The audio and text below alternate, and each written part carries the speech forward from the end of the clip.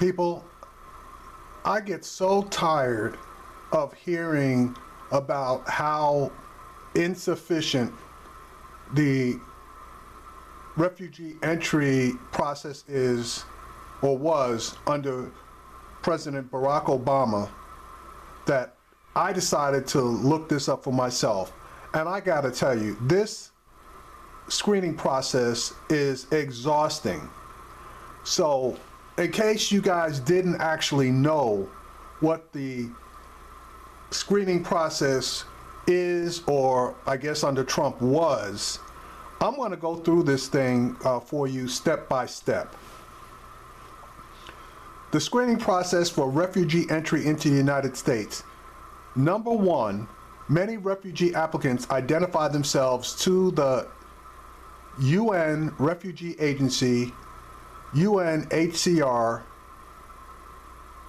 which I'm not really sure. I got to look that up to see what that is. Okay, but anyway, they basically go to the UN first, okay? The UN then collects identifying documents. It performs an initial assessment. It then collects biodata, which is name, address, birthday, place of birth, etc.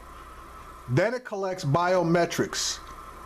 It does iris or retinal scans for Syrians and other refugee populations in the Middle East. Okay? Then it interviews the applicants to confirm refugee status and the need for resettlement. Then the initial information, i.e. the identifying documents, are checked again. Now, only applicants who are strong candidates for resettlement move forward, which is less than 1% of global refugee population. Okay, here comes the second step. Applicants are received by a federally funded resettlement support center. Okay, now this is still while they're overseas and in those camps. They then collect identifying documents. They create an applicant file, and they compile information to conduct biographical security checks. Then they go to step 3. Biographical security check starts with enhanced interagency security checks. Refugees are subject to the highest level of security checks of any category of traveler to the United States.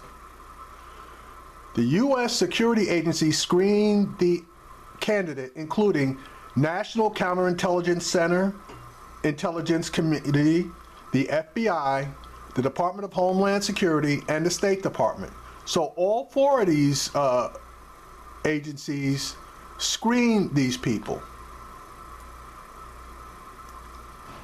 The screening looks for indicators like information that the individual is a security risk, connections to known bad actors, outstanding warrants, immigration, or criminal violations.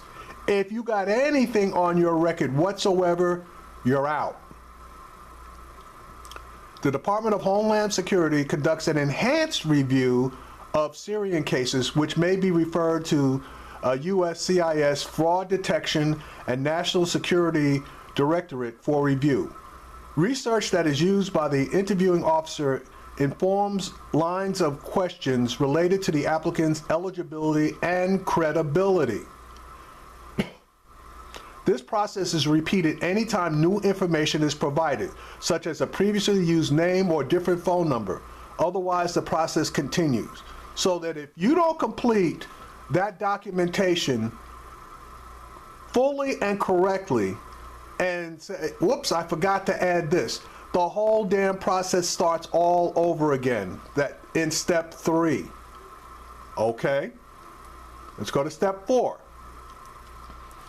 The Department of Homeland Security does an interview.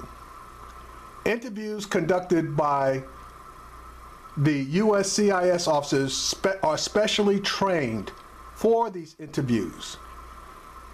Fingerprints are collected and submitted, which is part of the biometric check.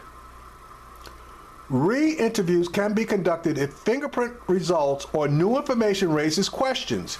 If new biographical information is identified by USCIS at an interview, additional security checks on the information are conducted. USCIS may place a case on hold to do additional research or investigation. Otherwise, the process continues. Okay, step 5. Applicants' fingerprints are taken by the U.S. government employees. Fingerprints are screened against the FBI's biometric database. Fingerprints are screened against the DHS biometric database containing watch list information and previous immigration encounters in the U.S. and overseas. Fingerprints are screened against the U.S. Department of Defense biometric database, which includes fingerprint records captured in Iraq and other locations. So, if you didn't know it, there's a worldwide database that we are part of that shares information, obviously biometric information, fingerprints, retinal scans, etc. Then that's why they're able to identify some of these bad actors so fast, because if they've ever come across them anywhere and their information is in any system anywhere, we have access to it. Okay, if not already halted, this is the endpoint for cases with security concerns. Otherwise, the process continues, which means if they catch anybody using any of the biometric information, they're kicked to the curb. Number 6, medical check. The need for medical screening is determined. This is the endpoint for cases denied for medical reasons. Refugees may be provided medical treatment for communicable diseases such as tuberculosis. If you got something that we don't want over here, again, you get kicked. You can't come in. So you got to be completely healthy. No AIDS, HIV, etc. Number 7. Cultural orientation and assignment to domestic resettlement locations. Applicants, if they've gotten this far, must complete cultural orientation classes, i.e. indoctrination classes. An assessment is made by a U.S.-based non-governmental organization to determine the best resettlement location for the candidates. Considerations include family. Candidates with family in a certain area may be placed in that area. Health. An individual with asthma may be matched to certain regions. At this point, you're pretty much through it, and a location is determined where you're going to go. Meanwhile, if there's still any doubt about whether an applicant poses a security risk, they are still not admitted, and that basically is somebody having a bad feeling about you and kicking you. Throughout this process, pending applications continue to be checked against terrorist databases to ensure new relevant terrorism information has not come to light. If a match is found, that case is paused for further review, and if a match is found, you are kicked. Applicants who continue to have no flags continue the process. Okay, step number 8. You're pretty much through at this point, okay? International Organizations for Migration books travel. Prior to entry in the United States, applicants are subject to screening from the U.S. Customs and Border Protection's National Targeting Center passenger, the Transportation Security Administration Secure Flight Program. So, if they didn't catch you and our own CPB, Customs and Border Patrol, for some reason have something or anything that throws up a flag, you get kicked again. You also get kicked if the TSA reviews you and they find something or see something that they get twitchy about. Now, if you've gone through all of this, this is the endpoint for some applicants, okay? People that have no red flags, which by this point, you shouldn't have made it this far, but if you got no red flags at this point, you're pretty much, you're in.